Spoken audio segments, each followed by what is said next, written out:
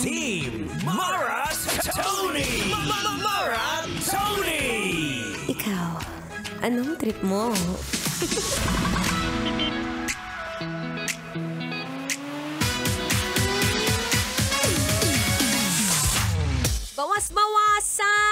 Bawas-bawasan ang pagmamadali dahil yan ay nakakapahamak, Abi.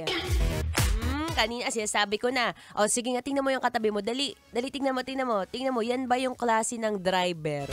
O kaya yan yung ba yung klase ng tao na kapag ka iniwan mo sa kalsada, kung san-san na lang magpa-park, be. Ay, dead, masasasabihin ng tao, basta dito ako magpa-park, this is where I will park and I don't care anymore.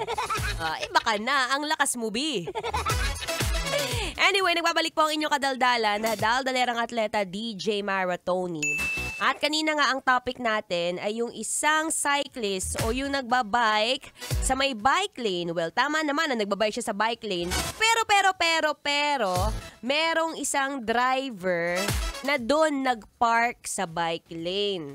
Nangyari doon sa cyclist, nategi kasi umiwas dun sa nagpark.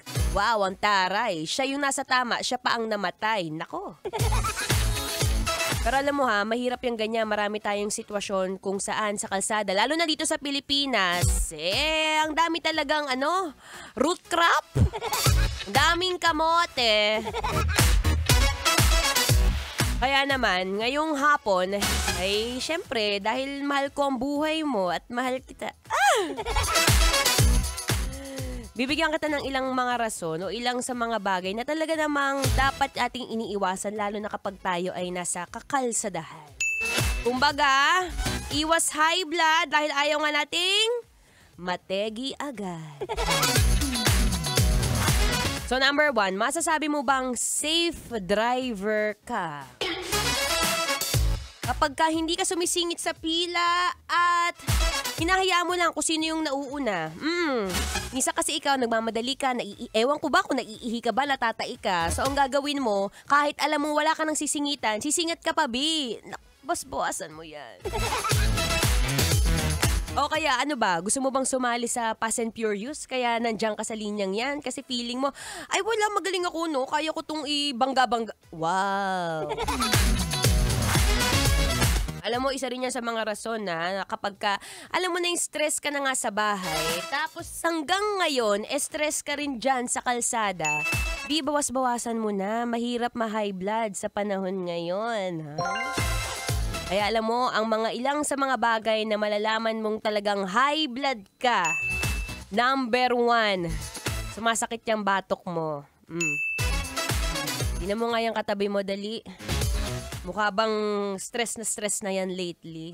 Sabi sa'yo balance din kasi, B.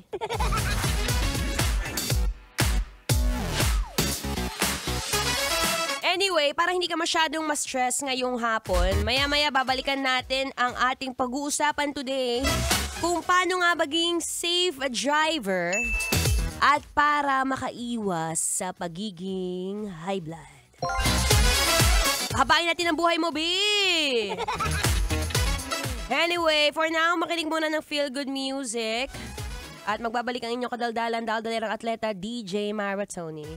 Kailangan pa bang i-memorize yan? Basic.